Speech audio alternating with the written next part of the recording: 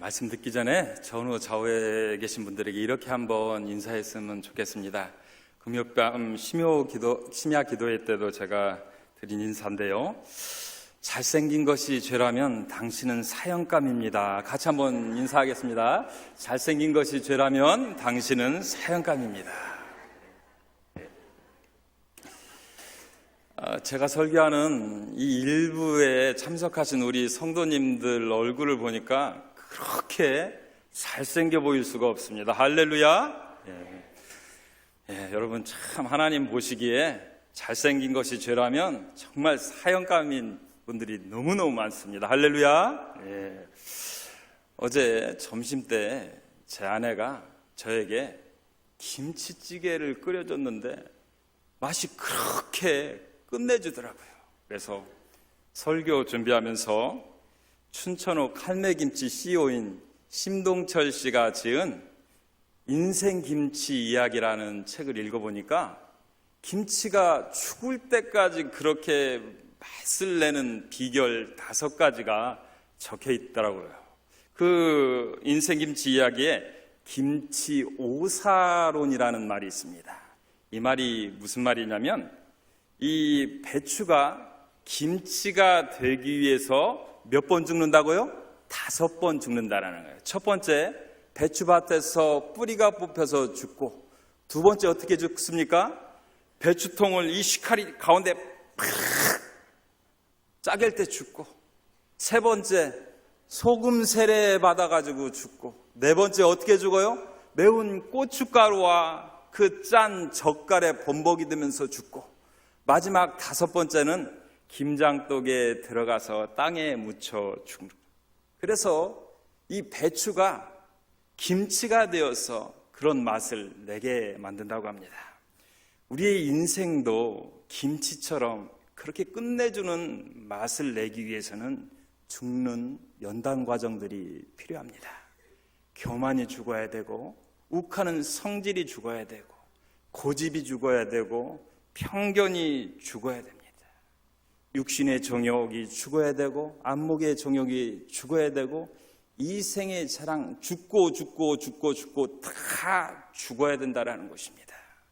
세상 사람들은 웰빙, 잘 먹고 잘 사는 것에 목표를 두고 살지만 저와 여러분과 같은 하나님의 사람은 웰다잉, 잘 죽는 것에 목표를 두고 살아가야 될 줄 믿습니다.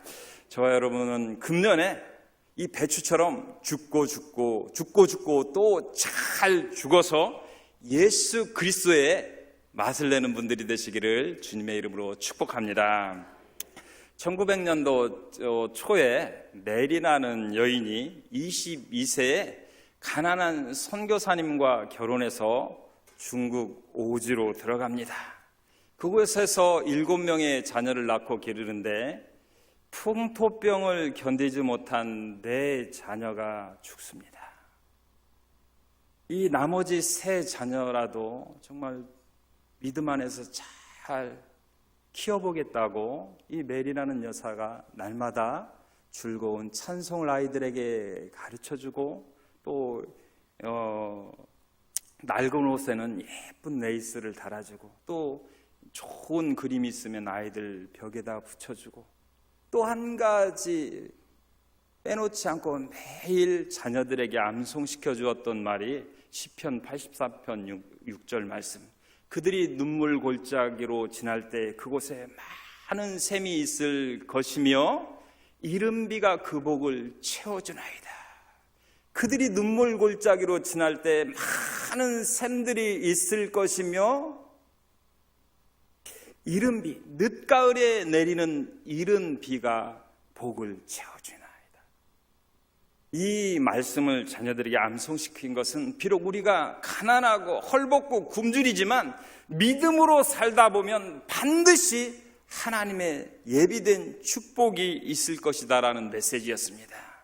그 믿음대로 이 메리 여사의 딸 펄벅이 대지라는 아주 유명한 소설을 써서 노벨 문학상을 타는 축복을 받아 누립니다.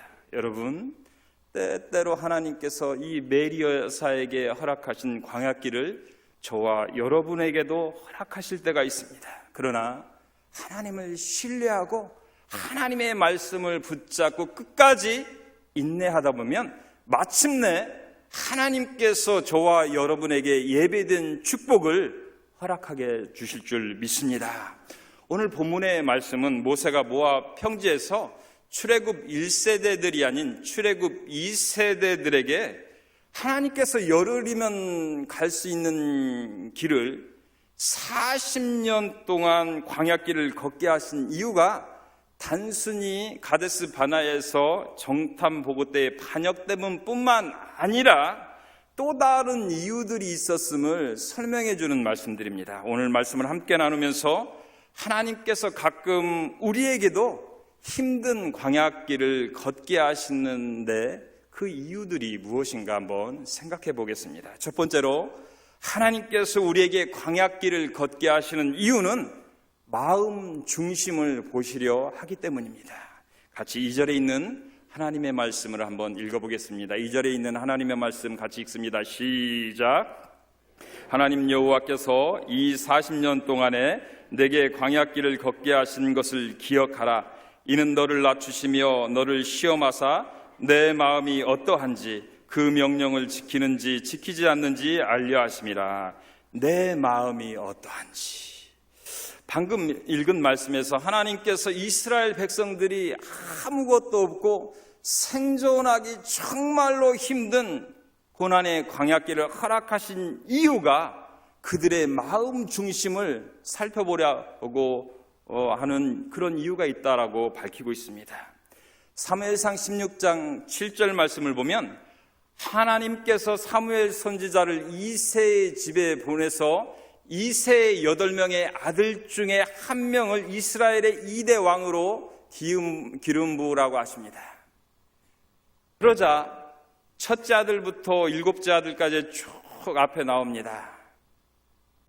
그때 사무엘 선지자는 이 다윗의 형들이 마음에 들었습니다. 그래서 기름 부으려고 했지만 하나님께서 사무엘 선지자에게 어떠한 말씀을 합니까? 사람은 외모를 보거니와 나 여호와는 중심을 보느니라. 사람은 외모를 보거니와 나 여호와는 중심을 보느니라 라고 말씀하며 그 마음 중심이 언제나 하나님 마음에 합했던 막내 다윗을 기름 부어서 이스라엘의 2대 왕으로 세우시는 것을 볼 수 있습니다. 여러분, 우리가 성경을 읽어서 알고 있듯이 출애굽한 이스라엘 백성들이 약 200만 명이었습니다. 그런데 200만 명이 출애굽했다고 다 가나안 땅에 들어간 것이 아니라 그 믿음 변치 않고 끝까지 하나님을 붙들었던 사람들만이 가나안 땅에 들어가는 것을 볼 수가 있습니다. 여러분, 이 말씀은, 이것은 이 광야 같은 이 인생길을 걸어갈 때 아무나 다 천국에 가는 것이 아니라, 교회 다닌다고 다 천국에 가는 것이 아니라 끝까지 변치 않는 믿음을 가진 자라야만이 천국에 들어갈 수 있다는 얘기입니다. 예전에 시각장애인인 윤인수 목사님의 간증을 책에서 읽은 적이 있습니다. 이 목사님의 가정은 북한에 살면서 굉장히 부유했다고 합니다. 그런데 북한이 공산화되면서 이 부르주아라고 해서 아버지는 총살시키고 자기 집안의 모든 재산을 다 빼앗아 버렸습니다. 그리고 6.25가 일어나자 이 어머니와 함께 이렇게 남쪽으로 내려오다가 그만 폭격을 맞아가지고 이 윤인수 소년의 시력을 잃어버립니다. 그리고 부산에 삶의 거처를 마련하여 어렵사리 피난살이를 하는데 어머니마저 몸져 눕게 됩니다. 어린 윤인수가 친구들의 도움을 받아서 이 껌을 팔고 돈을 법니다. 그리고 처음으로 번 돈을 가지고 어머니에게 드리면서 어머니, 이 돈 약값하세요. 그러자 그 어머니가 이 윤인수에게 아들아 11조부터 떼자. 11조부터 떼서 하나님께 드리자. 그러니까 그 윤인수라는 소년이 버럭 화를 내면서 하나님, 어머니, 11조는 무슨 11조예요? 하나님이 살아계시다면 이렇게까지 저희들에게 할 수 있습니까? 아버지 돌아가셨지요. 재산 다 빼앗겼지요. 제 눈 이렇게 되었지요. 어머니 몸져서 거동도 할 수 없죠. 11조는 무슨 11조예요? 버럭 화를 냈습니다. 그러자 이 어머니가 윤인수를 진정시키고 난 다음에 작지만 분명한 어조로, 야 인수야, 아버지 돌아가셨고 재산 다 빼앗겨버렸고 네 시력도 다 없어졌고 나도 이렇게 건강을 잃었지만 하나님마저 잃어버리면 우리에게 남는 것이 무엇이겠느냐. 돈 잃고 건강 잃고 모든 것 다 잃었지만 하나님마저 잃어버리면, 우리의 믿음마저 잃어버리면 우리에게 남는 것이 무엇이겠느냐. 어머니의 이 가르침을 받은 이 윤인수라는 소년이 회개하고 나중에 영혼을 살리는 목회자의 길을 걸었다는 이야기입니다. 신앙의 모습들을 보면 상황에 따라 늘 변하는 변덕스러운 신앙을 가진 사람과 어떤 시련이 와도 끄떡하지 않는 변함없는 하나님을 끝까지 신뢰하는 신앙이 있습니다. 어떤 목사님이 늘 상황에 따라 변하는 신앙을 성냥불 신앙이라고 비유했고, 어떤 시련이 와도 변치 않는 신실한 믿음을 가진 신앙을 등잔불 신앙이라고 비유했습니다. 그럼 성냥불이 화려하지만 오래 가지 않고 비바람이 불면 금방 꺼져버리듯이 성냥불 신앙을 가진 사람들은 그 믿음이 오래 지속하지 않냐고 시련이 오면 깡그리 그 믿음을 다 까먹어버립니다. 그러나 등잔불 신앙을 가진 사람은 그 심지를 말씀의 기름, 기도의 기름, 찬양의 기름, 성령의 기름에 깊이 그 심지를 내려놓았기 때문에 그 어떠한 시련과 환난과 고통이 와도 그 믿음이 변치 않는다라는 것입니다. 성경의 인물들 중에 욥이 바로 대표적으로 등잔불 신앙을 가진 사람이었습니다.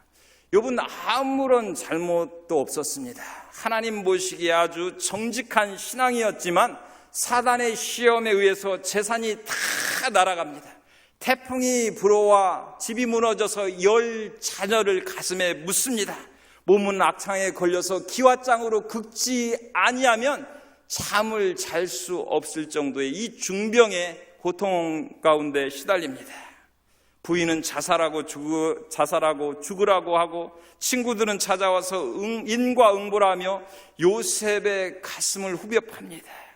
그러나 욥은 이 광야의 길을 걸을 때 어떠한 고백을 하는 줄 아십니까? 주신 자도 여호와시요 취하신 자도 여호와시니 여호와 이름이 찬송받으실 자다. 우리가 주께 복도 받았은즉 재앙도 받지 않겠느냐. 나의 가는 길을 오직 그가 하시나니 그가 나를 단련하신 후에는 내가 정금같이 나오리라 하며 그 믿음이 끝까지 변치 않는 것을 보여줍니다. 이사야서 26장 3절로 4절 말씀을 보면 주께서 심지가 견고한 자를 평강하고 평강하도록 지키시리 이는 저가 주를 신뢰함이라. 주께서 심지가 견고한 자를 평강하고 평강하도록 지키시리니 이는 저가 주를 신뢰함이라. 너희는 주 여호와를 영원히 신뢰하라. 주 여호와는 우리의 영원한 반석이심이다 라고 말씀합니다. 여러분, 저와 여러분도 믿음의 심지를 기도의 기름에, 찬송의 기름에, 말씀의 기름에, 성령의 기름에 깊이 담가서 하나님 부르시는 그날까지 변치 않는 믿음, 변질되지 않는 성도님들이 다 되시기를 주님의 이름으로 축복합니다. 두 번째, 하나님께서 우리에게 고난의 광야길을 허락하시는 이유는 말씀 붙잡고 살게 만들려는 이유가 있습니다. 같이 3절에 있는 하나님의 말씀을 읽어보겠습니다. 3절에 있는 하나님의 말씀 같이 읽습니다. 시작. 낮추시며 너를 줄이게 하시며 또 너도 알지 못하며 내 조상들도 알지 못하던 만나를 내게 먹이신 것은 사람이 떡으로만 사는 것이 아니요 하나님의 입에서 나오는 모든 말씀으로 사는 줄을 네가 알게 하려 하심이라. 사람이 떡으로만 사는 것이 아니요 여호와의 입에서 나오는 모든 말씀으로 사는 것을 네가 알게 하려 하심이라.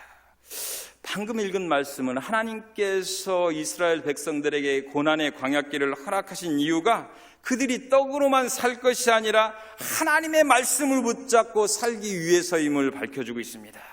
또 마태복음 4절 말씀을 보면 예수님께서도 광야에서 시험을 받을 때 사단에게 시험을 받을 때 사람이 떡으로만 사는 것이 아니요 하나님의 입에서 나오는 모든 말씀으로 사느니라 라고 말씀하며 사단의 시험들을 무엇으로 물리친 줄 아십니까? 하나님의 말씀으로 사단의 시험들을 넉넉히 물리치는 것을 볼 수가 있습니다. 여러분, 대한민국 사람들은 이 밥심으로 산다라는 말이 있지 않습니까? 그런데 저와 여러분과 같이 하나님의 자녀들은 무슨 힘으로 사는 줄 아십니까? 하나님께서 주시는 하나님의 말씀으로 사는 존재들입니다. 여러분, 하나님의 말씀을 다바르라고 하고 광야를 미드바르라고 하고 대제사장이 1대1로 하나님을 만나는 지성소를 디바르라고 합니다. 이 다바르나 미드바르나 디바르가 전부 다 같은 어원에서 왔는데 이게 무슨 것을 상징하냐면 무엇을 말씀해 주냐면 우리가 힘든 고난의 광야길을 갈 때 대제사장이 지성소에 들어가 1대1로 하나님을 만나면서 분명히 하나님의 말씀을 듣는 것처럼 고난의 광야길 가운데 하나님의 말씀이 아주 똑똑하게 우리의 심령에 분명히 들려지는 은혜가 있다는 것입니다. C.S. 루이스와 같은 평신도 신학자는 이런 얘기를 했습니다. 사람에 따라서는 무서운 일이 일어나기 전에는 하나님의 말씀에 귀를 기울이지 않는 못된 습성이 있다. 그러므로 고난이라는 것은 하나님의 말씀을 그 귀머거리에게 크고 분명하게 들려주시는 하나님의 확성기다.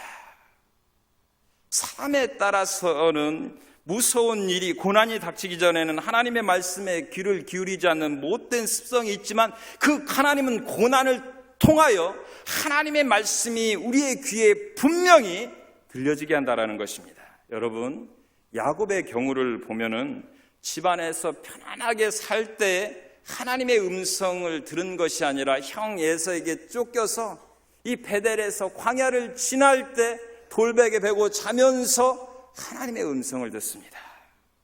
요셉도 아버지 집에서 채색 옷이나 입고 아버지에게 형들의 잘못을 고자질할 때 하나님의 말씀을 듣는 것이 아니라 하나님의 음성을 듣는 것이 아니라 고난의 광야길 애굽으로 팔려가고 감옥살이를 하면서 그 고난의 광야길 가운데 하나님의 음성을 듣습니다. 다윗도 골리앗을 물리치고 난 뒤에 10수년 동안 고난의 광야길을 거닐면서 하나님의 음성을 듣는 것을 볼 수가 있습니다. 시편 19편 말씀들을 보면 고난당하는 것이 내게 유익이가 내가 이로써 주의 율례를 배우게 되었나이다. 고난 당하기 전엔 내가 그릇 행하였더니 이제는 주의 말씀을 지키나이다. 주의 말씀의 맛이 어찌 그리 단지요 내 입에 꿀보다도 더 다나이다 라고 말씀하면서 이 시편 기자는 고난 당하기 전에는 자기가 그릇 행하였지만 고난을 당하면서 하나님의 말씀을 붙잡고 하나님의 말씀대로 살다 보니까 그 꿀송이보다도 더 하나님의 말씀의 맛을 체험하여 알게 되니까 고난당하는 것이 도리어 신앙의 큰 유익이 되었다라고 고백합니다. 예전에 한 여인이 어린 3남매를 키우고 있었습니다. 남편이 전쟁에 참전해서 전사하자 이 여인의 앞길이 먹고 살 길이 너무나도 막막해가지고 타이핑을 배웠습니다. 그리고 자그마한 회사에 이 격리로 취직했는데 몇 달이 못 돼서 병에 걸려서 손이 괴사되는 바람에 손가락 마디들을 잘라야만 했습니다. 그리고 병원에 입원해 있었습니다. 절망 가운데 병원에서 입원하고 있었는데 회사에서 한 직원이 찾아와서 태어나면 회사로 다시 오라는 소식을 전해주었습니다. 그래서 전해주었습니다. 그런데 이 병상에 누워있는데 담임 목사님이 찾아와서 이런 하나님 말씀을 읽어줍니다. 하나님을 사랑하는 자 곧 그 뜻대로 부르심을 입은 자들에게는 모든 것이 합력하여 선을 이루니라. 아무것도 염려하지 말고 오직 모든 일에 기도와 간구로 너희 구할 것을 감사함으로 아뢰라. 그리하면 모든 지각에 뛰어난 하나님의 평강이 너희 마음과 생각을 지키시리라. 평소에 여러 번 이 말씀을 읽고 들었지만 이것이 자신에게 들려주시는 하나님의 말씀으로 들려지지 않더랍니다. 그러나 고난의 광야길을 걸을 때 병상에 누워서 이 고난을 당하고 있었을 때 목사님을 통해서 들려주신 그 말씀이 로고스의 말씀에서 레마의 말씀, 하나님께서 자신에게 직접 주시는 하나님의 말씀으로 들려지더라 합니다. 그래서 그 말씀 붙잡고 기도하다가 퇴원해서 회사에 갔더니 그 회사 사장이 그 여인을 경비분석 과장으로 승진시켜 주었고 월급도 더 많이 주었다고 합니다. 그래서 월급을 받고 첫 주일에 감사헌금 봉투에다가 이렇게 기록했다고 합니다.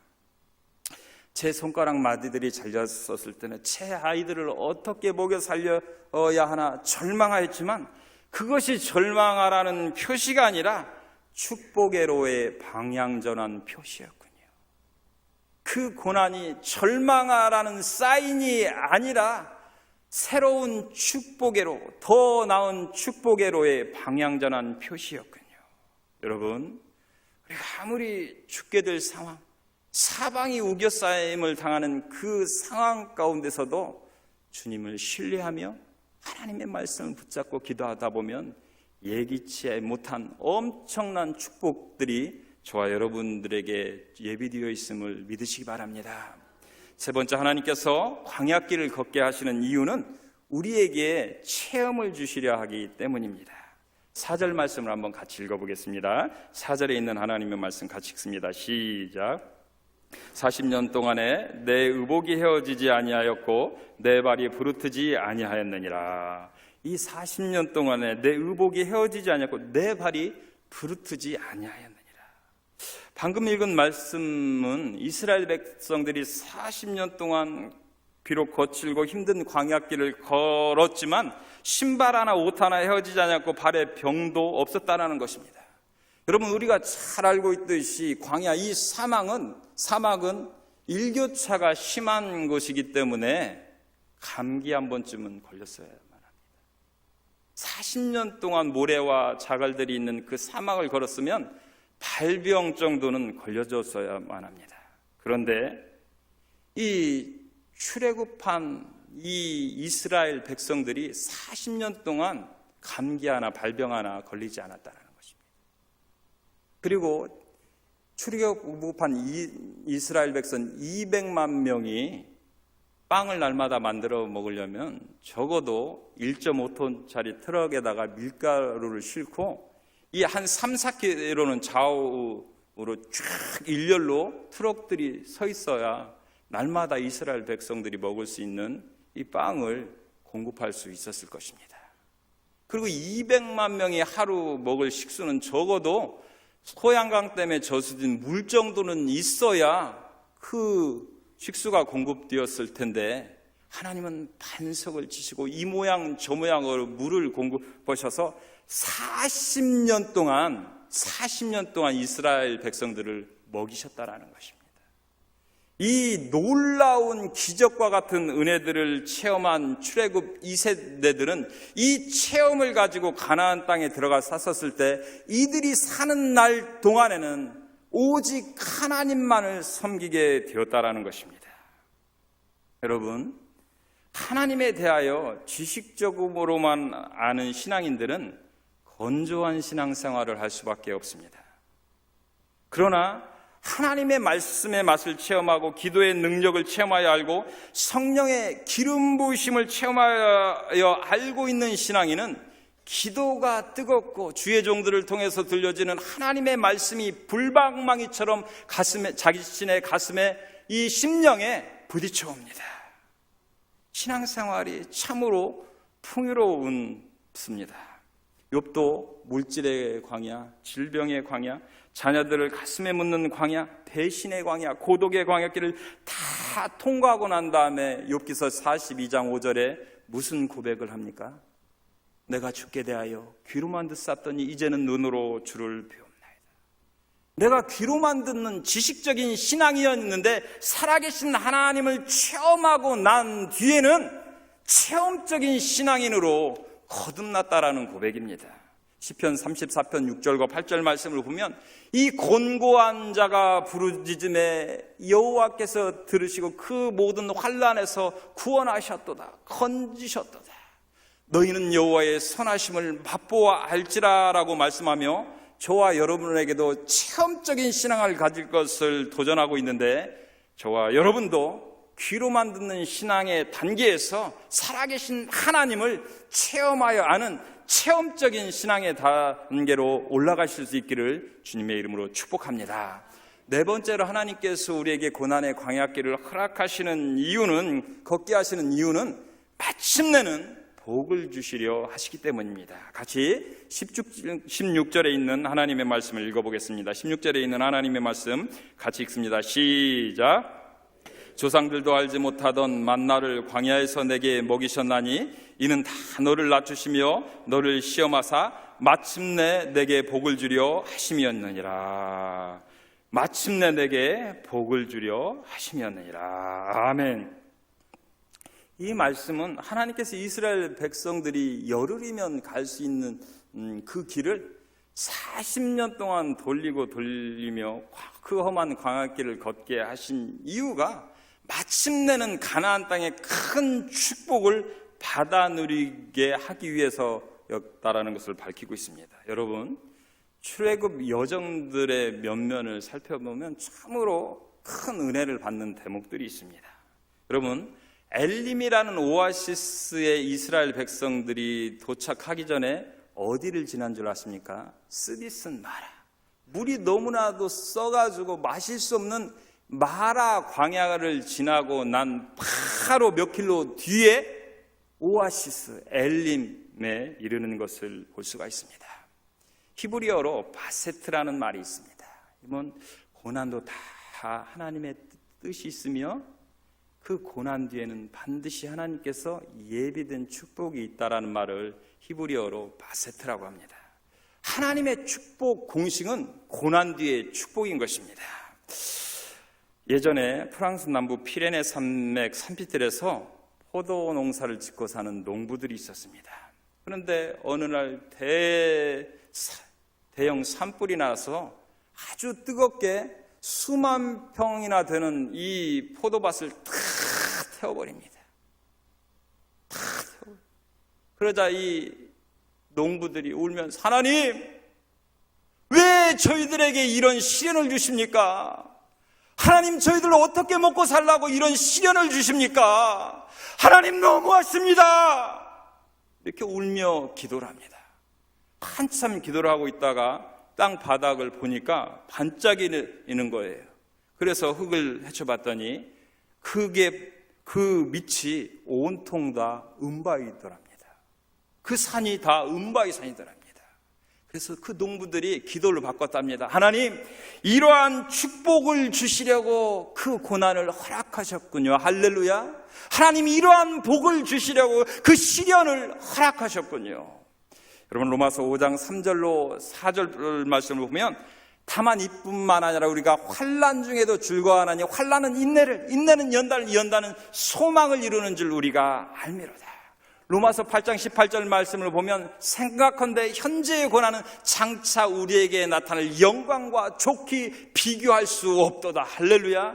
생각컨대 현재의 고난은 장차 우리에게 나타날 영광과 좋게 비교할 수 없도다. 여러분, 하나님께서 우리에게 아무리 힘든 광야길을 허락하신다 할지라도 고난 가운데 다 뜻이 있고 마침내는 하나님께서 예비하신 커다란 축복이 저와 여러분을 기다리고 있음을 믿고 인내하는 가운데 큰 축복을 받아내릴 수 있는 저와 여러분들 되시기를 주님의 이름으로 축복합니다.